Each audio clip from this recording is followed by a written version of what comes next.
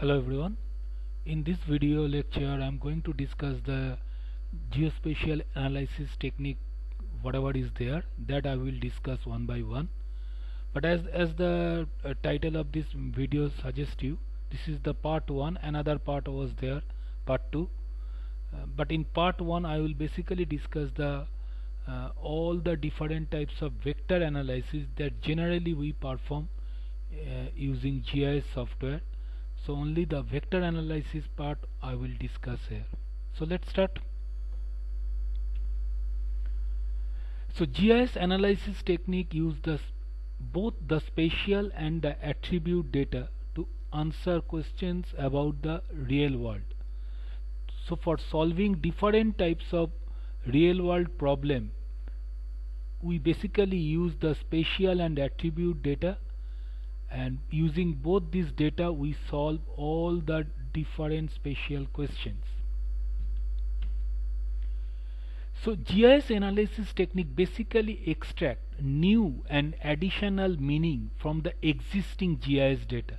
So if you have any GIS data, with the help of analytical capabilities, from this data we extract some new type of data, and whatever the things that are missing in the existing data or that is not apparent in the existing data, so all those hidden information that is possible to extract from the existing data using GIS analytical capabilities. So basically geospatial analysis capabilities is how you think the world. So this is the heart of the GIS that distinguish GIS from other information system. GIS is so popular just because of its various types of analytical capabilities. Usually GIS analysis is carried out using GIS software. Most of the maximum type of GIS analysis we perform using GIS software. Sometimes some sort of analysis maybe we perform using some statistical software or using some sort of different types of with the help of programming language program we can also perform, but the most of the time we perform GIS analytical capabilities, analytical things using GIS software. Now as I told you, we will only focus in this video about the vector analysis capabilities. So different types of vector analytical capabilities are there in GIS, but out of those I just provide you the common types of geospatial analysis that generally we perform. So one of them is there attribute query. By doing attribute searching we can select a vector data. As per your requirement you provide condition, and based on this condition we perform attribute based query and we can select the vector data. Then we can also search vector data based on their location, based on their spatial relationship, whether they are near to each other, whether vector data are near to each other, whether they are adjacent, or whether they intersect each other. Based on such type of spatial relationship we can also search vector data. So this is called spatial query. Then we also use vector analysis that is called proximity analysis, whether the two vector data are near to each other or they are far away. If you want to know this, whether road and house they are near to each other or they are far away, those sort of relation, those sort of analysis, those sort of question if you want to arise and if you want to get the answer, then we generally perform proximity analysis. Then when two or more vector layers are overlapped one upon another, just like tracing paper, two or three tracing paper when superimpose one upon another. So in the same scenario, if two or more vector layers are superimposed one upon another, you can perform different types of overlay analysis. Then when you have a existing vector data, from this vector data you can extract additional meaning, additional information, and that is generally possible to perform by doing data classification or vector data classification. So several types of vector data classification methods are there. I will show you. And the last one is there. Ultimately, by using GIS software, we'll prepare map, which is also called layout. And once you prepare map or layout, that will take printout, and that will present to everyone, or will give as a output. So in case of vector analysis, last one is there.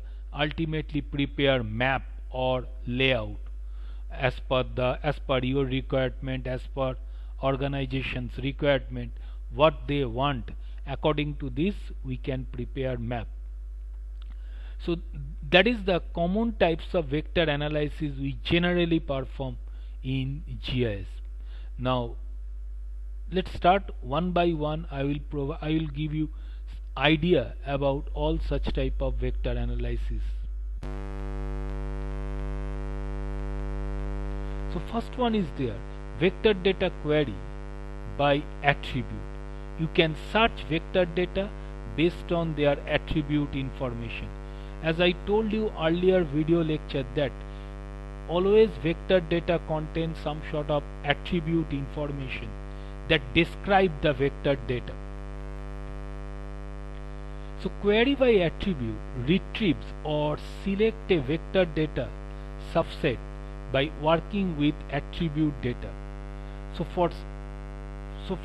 from a large vector data, if you want to select particular type of vector data, then that is possible to select, that is possible to search based on their attribute value. Once you select, once you perform data subset, that can be simultaneously examined in the attribute table and linked to the highlighted features in the map. So when you perform attribute query, the attribute will be selected, also the corresponding geometry will be also selected, also highlighted in the map. And for doing this attribute query, basically we will use SQL expression of database management system. SQL is a query language, very popular in every DBMS software, database management system software. So with the help of this structured query language, we can develop attribute query. Whatever the condition we want to put, that is possible to prepare using SQL expression. So the main point is that attribute query, vector data query by attribute, is totally stands upon SQL expression. If you properly develop SQL expression, definitely it will select, it will search attribute data. So let me show you some example of SQL expression by which you can select vector data. Now see, in this example, these are the vector data. As you understand, these are the line geometries which represent road. Now all those line geometries also contain attribute information. You can see in this left hand side, they have a road ID, road name, road width, road type, and this. So those are the attribute information. So many roads are there. Now from those roads, if you develop a SQL expression, street name, that means this attribute equals to which road, that if you write down Calaca Street, then automatically it will select all those roads in the attribute table as a record and also highlight on the map. Those two line geometry will be also selected. So in this way, from your existing point, line or polygon vector data, you can select geometry, and once you select that, you can save in a new vector data. After doing selection, that you can save in a new vector data. So this is an example of query by attribute. Let me show you another example. In this time, we develop SQL expression using with attribute. With greater than equals to 11.8.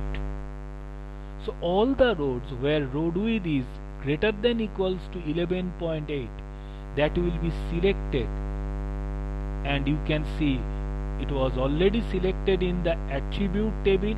All the selected records are represented in blue color highlight option, and all the selected geometry represent using yellow color.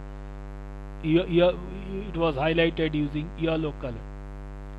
And once you select, as I told you, you can save it in a new file, only the selected objects. So in case of, so that is most of the time in GIS software, based on your vector data, we perform such type of attribute query based on SQL expression.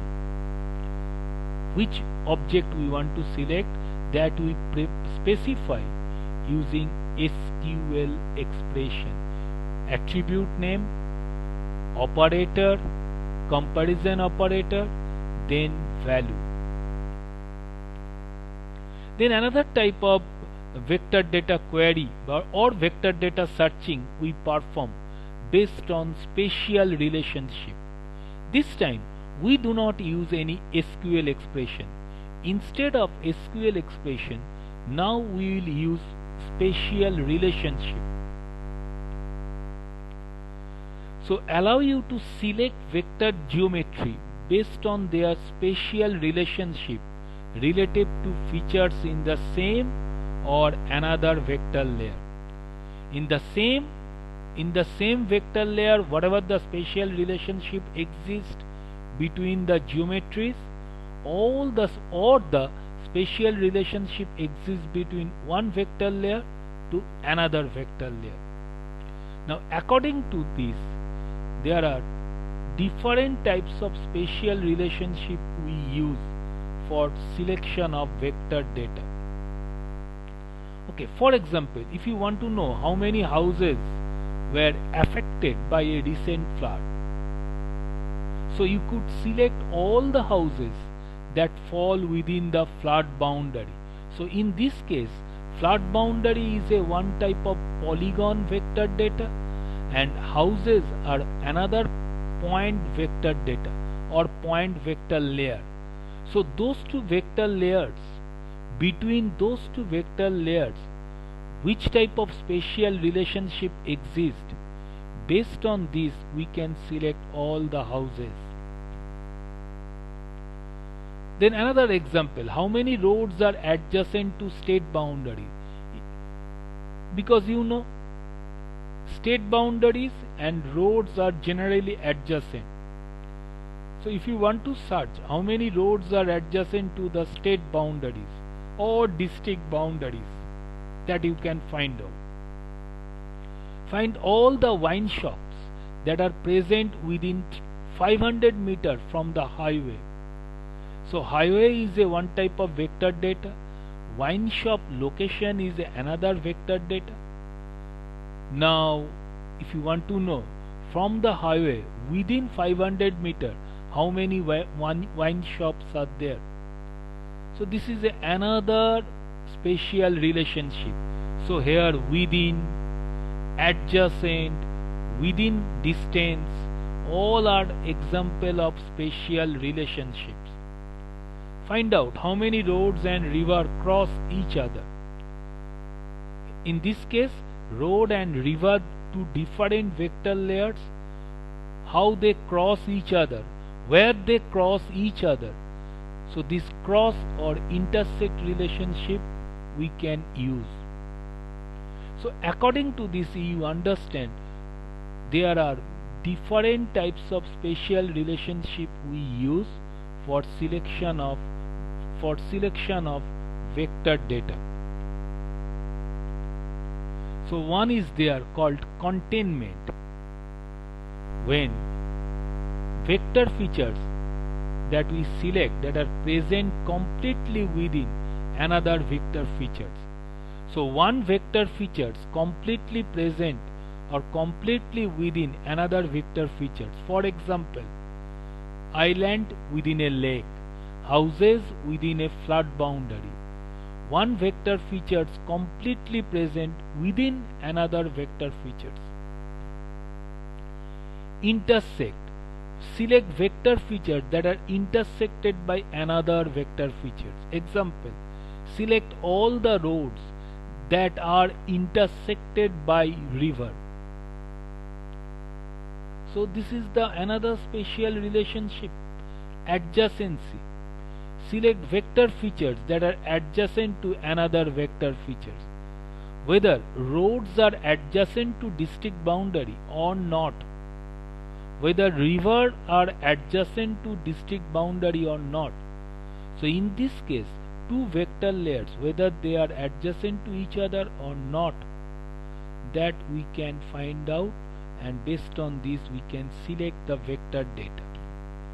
And the last one is their proximity, where we select vector data that are within a specified distance from another vector features. Try to remember in the previous slide I shown to you, select find out all the wine shops that are present within 500 meter from the roadside. From road within 500 meter how many wine shops are there. So within a specified distance, when you find something based on another features, then we consider proximity relationship.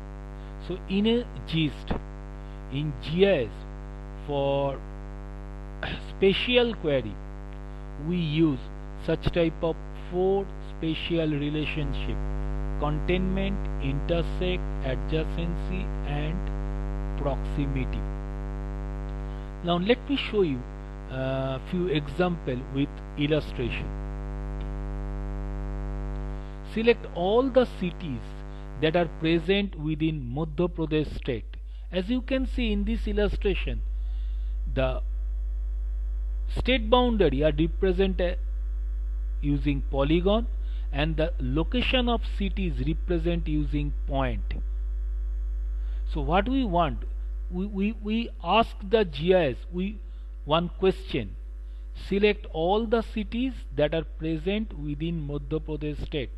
So here Madhya Pradesh state contain some points, some cities. Every state contains some cities. Based on this containment relationship, we, as you can see in this figure, all those cities are selected in blue color highlight. Then let me show you another example: containment. These are the village boundary and these are the health center locations. Then next time you can ask GIS software a question: select all the villages that contain health centers.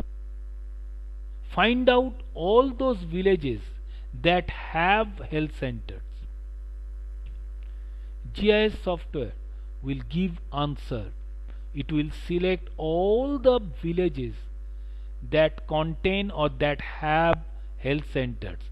It do not select those villages because they do not contain any health centers. Let me show you example of intersect relationships. In this case, these are the village boundary, green outline, and this red color one is the roads line. to different vector layers. Now if you ask the GIS software, select all the villages that are intersected by roads. As you can see, there is no SQL expression. We ask the GIS software the question, select those villages that are intersected by roads. Visually you can understand this village intersected, these are not. But manually identify is little bit of difficult, time consuming, but based on the spatial relationship it will select very quickly all the villages that are intersected by roads. So the intersect relationship we use. Then adjacency. If you want to know, this is my village. Now I want to know how many villages are adjacent to this village. Select all the villages that are adjacent to this particular village. Adjacent means their boundary match. So this time it will select all the villages that are adjacent to this village. So in this way, containment, adjacency, intersect, those sort of spatial relationship we use. Finally come the proximity relationship. Proximity relationship find what is near what. What is near what? How close a well to a waste disposal site. Well is a one type of vector data, disposal site is another vector data. So if you ask how close a well to a waste disposal site, do any roads pass within 100 meters of a stream? You just want to know what is the distance between two locations, location between pizza shop and your house. Common proximity analysis tool is buffering in GIS software. So for proximity relationship, if you want to find out, GIS software use one common tool or common method which is called buffering. Now this buffering method solve the proximity problem or give you answer regarding the proximity question. So let's jump to the buffered method, which is a very common vector analysis method by which, as I told you, we can solve proximity relationship. We can find out proximity relationship. Buffer creates buffer zone around point, line and polygon geometry over a specified distance. So if you have a point vector data, line vector data or polygon vector data, then based on this vector data it will create a buffer zone based on a specified distance. If you increase distance, buffer zone will increase. If you decrease distance, buffer zone will decrease. Buffer zone is always presented as polygon and it will create a new vector layer. So whenever you will perform buffer analysis, it will always create a polygon vector data or layer. Let's see, based on this 7 point, it create a circular buffer and all the circle have a same radius or same diameter, whatever you say. So in this case, based on 7 point, we prepare a buffer where buffer distance is something fixed.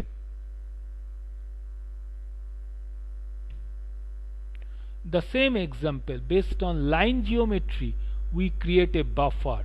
Buffer distance is fixed or same for all the line geometry. So from the line we prepare a polygon buffer layer, green color one. In this case the red color polygon, based on this we prepared a buffer zone based on specific distance. Distance is up to you, how much distance you will provide. According to this buffer shape we will prepare. So based on point, line, polygon we can prepare such type of buffer analysis. Now the thing is that buffer can be fixed distance buffer.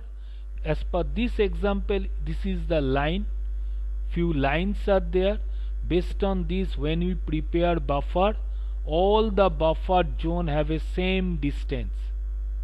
You can see equal width. So this is called fixed distance buffer. Now based on the same line, if you want to create varying distance buffer, instead of fixed distance, now the varying distance I specify here so that you understand. For this line I will prepare buffer of 20 unit. For these two lines I will prepare buffer distance 30. So when buffer distance 30, you can see this much width. When buffer distance 20, this much. When buffer distance 10, this. So either fixed like this or the varying distance buffer we can prepare. So it's up to GIS user whether they want to create fixed distance buffer or varying distance buffer. Let's see, this is the example where we prepared a varying distance buffer. Buffer width, you understand, small, moderate, very large. Just for example, buffer distance 30, buffer distance 20, buffer distance 10, 30, 20, 10. So those type of buffer we can also prepare based on line, based on point, based on polygon vector data.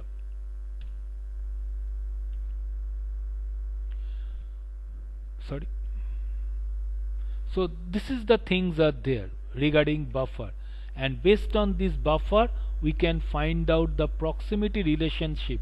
When you prepare a 500 distance buffer, then we can check from the road whether the wine shops present within this buffer distance.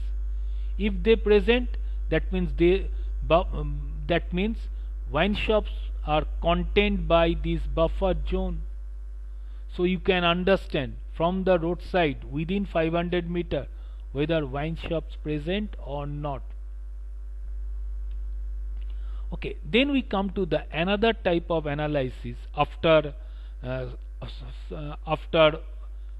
attribute query, after spatial query, then come vector overlay analysis.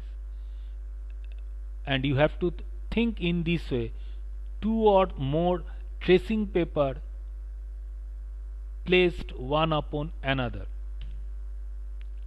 Overlay operation combine the geometry and the attribute of two vector layers to create a new output. That's the ultimate one. When two vector layers overlapped one upon another, then overlay analysis combine the geometry and attribute of the two vector layers and create a new vector layer, new output. The geometry of the output represent the geometric intersection of features from the input layers. When two vector layers are superimposed, it will find out their geometrical intersection, and based on this geometrical intersection it will create the output layer. For example, you see those two vector layers are superimposed, although in this illustration I show you side by side. Now if you display this vector data above it, then we'll get the common portion geometrical intersection is this, that you will get. Those dashed line portion will be removed. So when we perform vector overlay analysis between those two vector data, polygon data, although in the picture I show side by side, actually when they overlapped one upon another, their geometrical intersection part will be present in the new output layer. And in the new output layer, both the geometry and attribute of the two vector layers will be present. Now it will be 4 polygon, and those 4 polygon attribute information, both 1 also A, 2B, 2A, 2B, both will appear. Overlay operation can be overlay operation can take polygon, line or point layers as the input and create an output of lower dimension feature type. So you can perform vector overlay operation between polygon and line, but the output will be lower dimension, that means line. You can perform overlay operation between point and line, the output will be point. So in case of point, line and polygon, lower dimension is the point. In case of line and polygon overlay, lower dimension is a line. In case of point and polygon overlay operation, lower dimension will be point. In case of polygon and polygon overlay operation, as you understand, lower dimension will be, as it is both have the same, so polygon. So in this way, generally those 3 types of overlay operation we perform: point in polygon, line in polygon, and polygon on polygon overlay operation. One vector layer contain point, another vector layer contain polygon, and between them when you perform overlay operation, that is called point in polygon. The same way, line in polygon and polygon on polygon. Let me show you in the remaining 3 slides, the next 3 slides will discuss those 3 overlay operations. So first, in point in polygon overlay operation. In a point in polygon overlay operation, the same point features in the input layer are included in the output. So in this point in polygon overlay operation, we will consider point layer is the input layer and the polygon layer is the overlay layer. Okay, and when you perform point in polygon overlay operation, the output will be also the point, but each point is assigned with attributes of the polygon within which it falls. This is very important. Point present within which polygon, this polygon's attribute information will joined with the point layer. Let's see. In this case, 1 and 2, this is the point layer. Point geometry present is a point layer. A and B is a polygon. Now A and B are superimposed on 1 and 2 polygon. So you understand, point 1 present in A, point 2 present in B. So when you perform point in polygon overlay operation, it will again create a point layer, not polygon. So that I am telling here. But the thing is that when it will create a new point layer, in this point layer the associated polygon attribute information also attached with the point. Now this point also have a information, this point also have a B information. For example, a point in polygon overlay can find the association between wildlife location and vegetation types. In this case, wildlife location will be considered as a input layer point and the vegetation type layer considered as a polygon. So next time when you perform after that when you perform point in polygon overlay operation, we will get a new wildlife location point layer. Although we have already wildlife location point layer, after doing point in polygon overlay operation, we again get a wildlife location point layer. But this time, for every wildlife locations, they present in which vegetation type, that will be also attached. So that's the things regarding point in polygon overlay operation. Then come line in polygon. Just like same point in polygon, but only thing is there, dissected. Line in polygon overlay operation, the output contains the same line features, just like point in polygon, as in the input layer. So here line in polygon overlay operation, line is a input layer, polygon is the overlay layer. So the output contains the same line features as in the input layer, but each line feature is dissected by the polygon boundaries of the overlay layer. So this is the important one, dissected. Now see this figure, we have this particular line, one line, and this line information is attribute 1. These are the two polygons, and you can see when they are superimposed, then this portion of the line present in A polygon, this portion of the line present in B polygon. So line will be splitted, dissected into two parts. This is one part, this is another part in the new output line layer. And this line, this splitted line also contain the associated at polygon information A, B. Thus the output has more line segments than does the input layer. So originally input layer as per this figure contain only one line, but after doing line in polygon overlay operation, we get the same line layer, but this time it consists of two line geometries because it was dissected by the overlay polygon. Each line segment on the output combine attributes from the input layer and the underlying polygon overlay layer.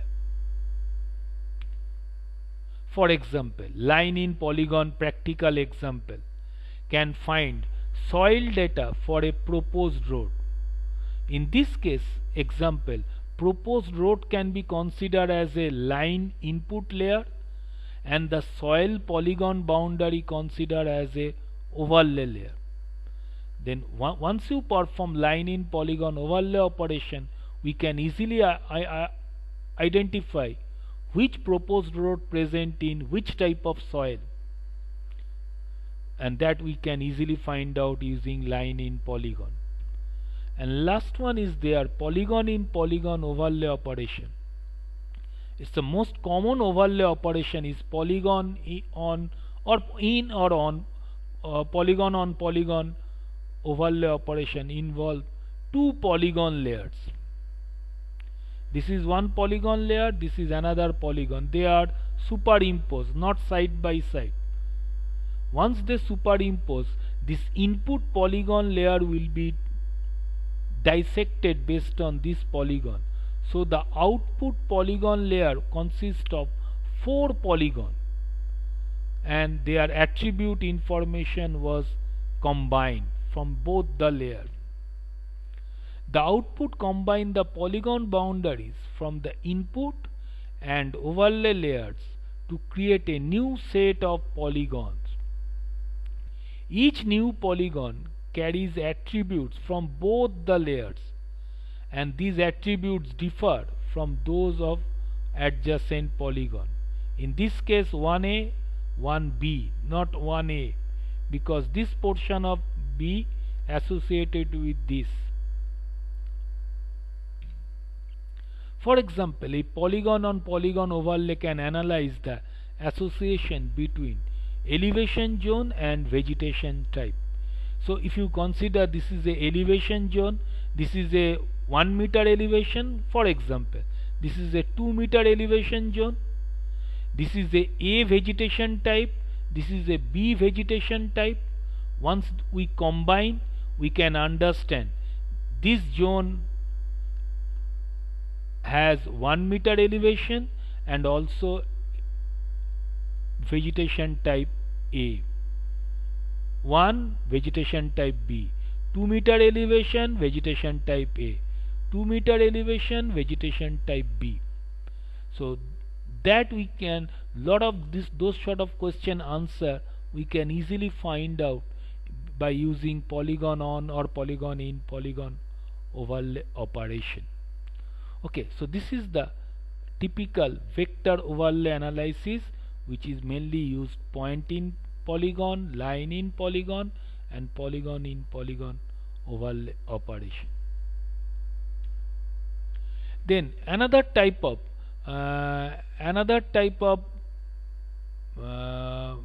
very common analysis we perform, which is called Thiessen polygon analysis. Actually, I should say this is also example of proximity relationship, just like buffer. This is also there. So actually this slide come after buffering, sorry to say, but it's accidentally appear after overlay analysis. So just like buffer, this is also one type of proximity analysis, which is called Thiessen polygon analysis.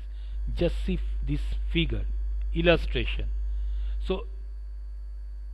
So simply say, Thiessen polygon analysis will basically create polygon layer from point. From point data it will create polygon data. Create proximal polygon closest to each point feature for a set of input point features. There are 6 points are there. Based on these 6 points, it creates 6 proximal polygon. So from point data, if you want to create polygon data, Thiessen proximal polygon analysis we perform. Each Thiessen polygon contains only a single point. Every Thiessen polygon contains only single point. Any location within a Thiessen polygon is closer to its associated point than to any other point. So for example, in this pink color polygon, any location is closer to this point compared to any other point on this point layer. Mainly used to describe the area of influence of a point in a set of points. So for finding area of influence, we perform Thiessen polygon analysis. Okay, next we will discuss the vector data classification technique. How to classify existing point, line, polygon, vector data. So the simple answer is that we perform vector data classification based on attribute value. Classification technique generate number of classes within a vector layer, and after that different classes can be represented using different color, different pattern, or different symbol, and this number of classes we prepare based on attribute value. Now this vector classification approach is also sometimes called thematic map preparation. In lot of book, lot of journal or software, you may found the thematic map preparation technique. So this thematic map preparation is nothing the same, we classify vector data. So here I just show you one definition, one common definition of thematic map. A thematic map is a type of map or chart specially designed to show a particular theme or particular class that connected with a specific geographical area. A particular theme represents all the region where population greater than 500. Another particular theme represents all the region where population less than 500. Just example. So by this way we classify vector data into two classes: greater than 500, less than equals to 500 population. Just example. Now different types of thematic map we prepared. One is there single symbol map. All the vector features we represent using a single symbol. Same color, same symbol. All the points same color, same symbol. Line same color, same symbol. Useful when you want to display where features are located, where points are located, lines, polygons are located. For example, you can see all the province, state or district boundary represent same color. All the lines, roads represent same shape, same color, same line type. All the city location represent using same symbol. Same color, same symbol we use for representing. This is basically a single class thematic map. Only single symbol, single class is there. Then we can classify vector data based on graduated color. Display with the same symbol type but with different color. Color means different shade. For example, dark blue to light blue. Different color tone, warm tone to cold tone. And this dark to light, this warm to cold color tone represent the progression of values for a attribute, data attribute. Progression of literacy rate, progression of pollution, progression of population that you want to represent, we can use this graduated color. Population increase, dense, moderate, sparse population represented by different color shade. Road width represented by different color shade.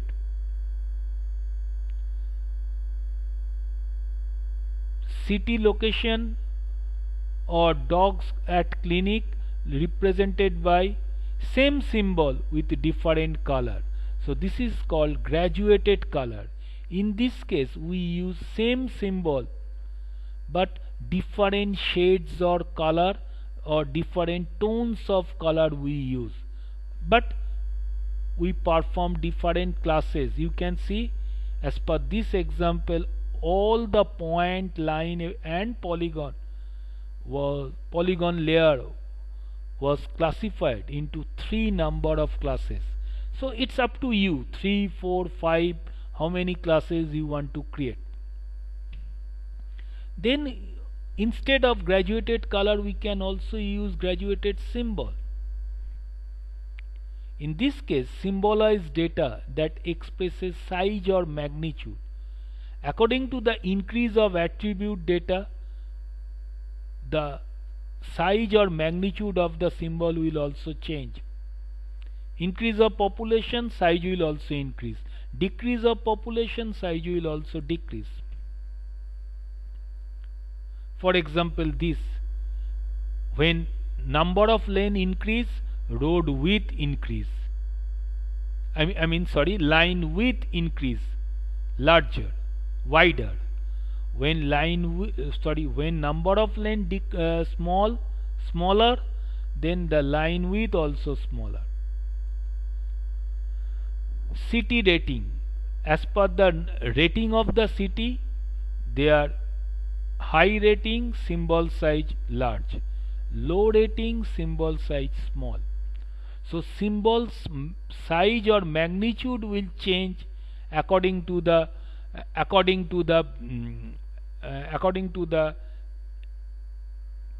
increase of value or decrease of value. So based on quantitative data for show their increase or decrease effect, we can perform graduated symbol thematic map. Then we also use unique value thematic map. This is basically used for textual data, city name, state name, something like this, such type of categorical data we use it. Based on every unique city name, every unique state name, district name, we can provide them unique symbol or color. All have a unique values. Based on those unique values, we can provide them different symbol or different color. So that every type of features, every type of unique features we can easily identify. And for that reason we use unique value thematic map, which is mainly used for classification of categorical data, mainly textual data, city name, district name, country name, something like this. Then we can also prepare chart thematic map, and this is only applicable for polygon vector data, not for line and point vector data. And the component of the chart correspond to the data attributes you specify. It is your choice. Size of each component in a thematic chart is determined by the value of each data attribute. Effective for comparing many data attribute, many numerical values. For example, as you can see, this is an example of thematic bar chart, or you may call it column chart, and thematic pie chart, where we use data attribute. Data attribute means in this case we compare three data attributes: property, income and sales. Property by red color, property of every state, income of every state, sales of every state represented by three columns. So multiple attributes, many attributes when you want to compare, that you can represent. And the size of the component of the bar is represented by the value of each data attribute. Where income is high, its blue column will be larger. Where property value is high, so red column will be increased. So that will be changed in this way. So the same example is applicable for pie chart. So in this way, single symbol map, graduated color, graduated symbol, unique thematic map, chart thematic map we use for classification of vector data. And the final one we come, that is the ultimately we will prepare a meaningful, useful map for printout purpose or for presentation purpose. So map production is the process of arranging different GIS data layer on a sheet of paper in such a way that even without many words everyone can understand what is all about. So whenever you will prepare a map or layout, it should be self-descriptive. By see this map, everyone, common man, can understand what is represent in this map. They don't need any interpreter, map interpreter. So map should be always self-descriptive, and it should communicate very effective way spatial information. So using GIS software we can also prepare such type of map or layout. But map not only contain the spatial information, road, building, city, state, but also contain lot of additional map elements, like it should have title, legend, north arrow, scale, and many other additional elements that represent the map. So I just show you one example of map or layout. It should have a meaningful title, it should have a north arrow, it should have a scale, so that when somebody will see the map they can realize the scale of the map. When you represent different spatial information, every spatial information represent what? This symbol represent what? This blue color symbol represent what? As a map maker you may know what is it, but not everyone. So there should be legend and many more additional information we can present on the map. So it should be self-descriptive, and the proper way it should communicate spatial information. Let me show you another example. So this is called legend, you understand. Another typical way we show you title. This is called index map or inset map, north arrow, legend. This is called graphical scale bar. Your map can be also divided by longitude latitude line, so that map reader can identify the location. So this is called grid. Map also should have label, something like this, and additional information. What is the coordinate system of the map, who prepared this map, what is the accuracy of the map. Those sort of supplementary information also present generally in the map. So that is the things regarding vector analysis part 1. Okay, and in the next video I will going to discuss the different types of raster analysis technique. Okay, so thank you, that's all.